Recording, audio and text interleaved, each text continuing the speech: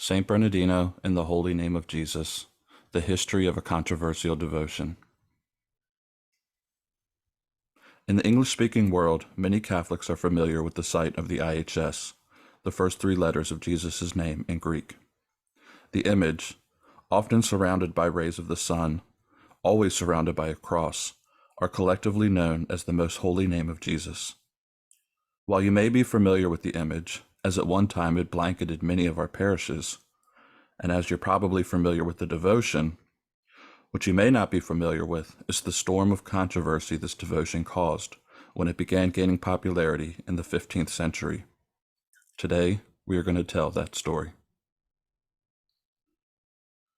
It begins with Bernardo Albicesi of Massa, near Siena, known to us today as Bernardino of Siena. In medieval times, monastic preachers were the celebrities of their day. Like his namesake, Bernard of Clairvaux, Bernardino was incomparable in his power of speech, his conviction, his serenity, his piety, and his amiability. He was ordained to the priesthood in 1404, where he founded a settlement of the Observants, a Reformed Franciscan community that had gained popularity in the 15th century. Until 1417, Bernardino lived a life of seclusion and contemplation, until his occasional sermons became so popular and beloved that he began to dedicate himself to preaching.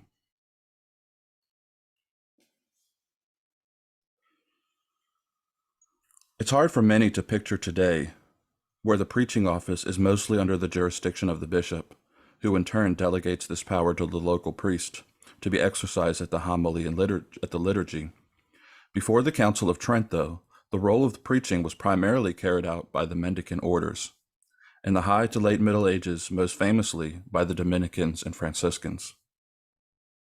These tonsured men were given license to travel in an age when the stranger to a community was seen with suspicion. But unlike the rare unannounced traveler, the mendicant, if an effective speaker, could draw in crowds of people, and none more so in their own day than Bernardino. It was said entire towns would come to hear out his sermons, known for their eloquence, their subtlety, and their effective powers of conversion. Once in 1419, Bernardino came to the cities of Treviglio and Caravaggio in the Milanese territory. The two cities were near at war with one another.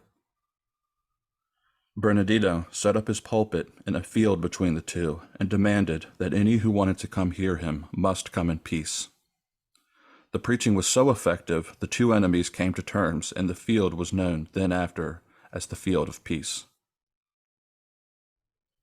While throughout the early history of the mendicant orders, their fame for preaching was known throughout all of Europe, the efficaciousness of the sermons had reached an all-time low by the 1400s. The observant movement, led by Bernardino, was alone responsible for the revival movement of the traveling preacher. For example, while in Perugia, Bernardino went every morning into the city square to preach. In the previous decades, the city had sunk into a religious and moral laxity that was threatening the fabrics of society, as is always the case in these situations. Bernardino daily preached, igniting a religious revival in the city that request for the sacrament of penance became so great that they couldn't find enough religious to meet the demand. This was followed by city ordinances passing moral legislation that were known colloquially as the Statutes of Bernardino.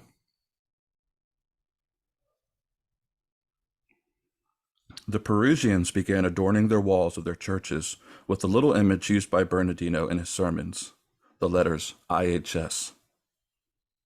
Every town Bernardino preached in, he always had the sermon on the holy name of Jesus. The idea of venerating the name of Jesus could be found in St. Paul and in the sermons of Bernard of Clairvaux. The Franciscans, as they had done with the Nativity and the Stations of the Cross, merely made this devotion a ubiquitous feature of Catholic Europe. In a sermon in Alessandria about the spiritualist Ubertino, who had a little book containing the representation of the IHS letters, a young boy, excited by Bernardino's description, went to a local artist and made an image. The boy ran through town with the image, exclaiming, "Jesus, Jesus," as the crowds of boys began to follow him. Bernardino, moved by this display of piety, had copies of the boy's image enlarged and painted in beautiful lettering within a gold disc. As he would hold up this image in preaching the words of St. Paul, that every knee shall bend, the crowds of people would genuflect before the image. As Bernardino traveled from city to city, word of this devotion began to travel all over.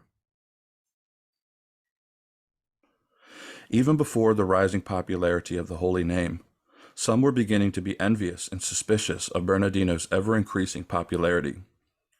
The growing movement of humanism, ever skeptical of religious piety, ridiculed this movement as, quote, Jesusness. Poggio Bracciolione condemned it as separating Jesus from the Christ. As well, orders began expressing their disdain. The Augustinian Andrew Bigley, a professor of rhetoric and philosophy in Bologna, wrote an incendiary tract denouncing the entire movement as well as the devotion itself.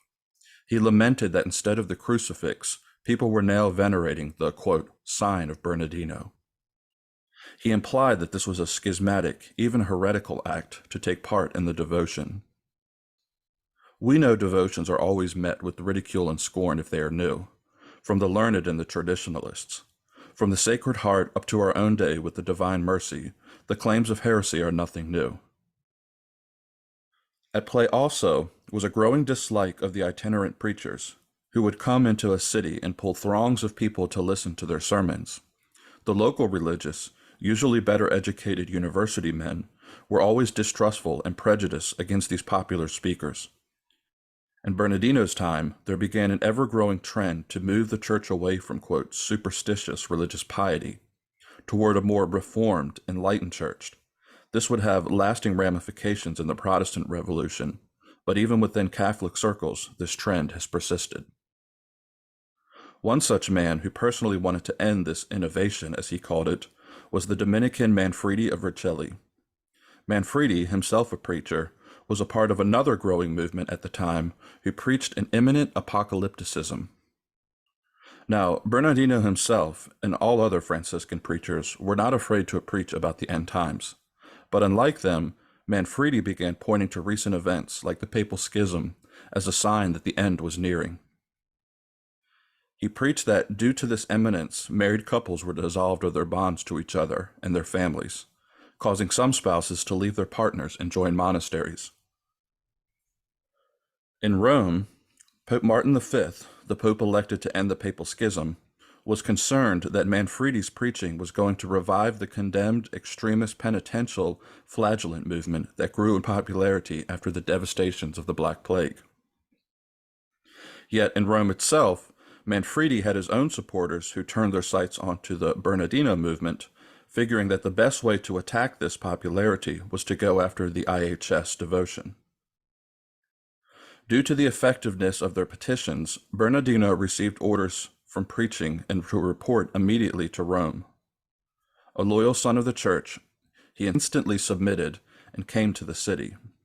The Manfredi party in Rome insulted Bernardino in the streets, publicly calling him a heretic.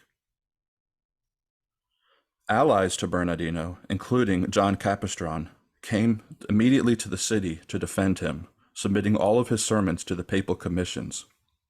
While researching Bernardino's teachings, the Manfredi party claimed victory and began publicly destroying images of the Holy Name.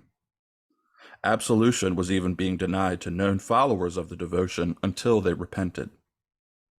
A debate was held before the Pope. John Capistran, a brilliant orator himself, defended the devotion so eloquently that Pope Martin declared the devotion acceptable and to be tolerated, only decreeing that a cross should be added to the image, that crosses through the H, to avoid accusations that people were adoring the letters.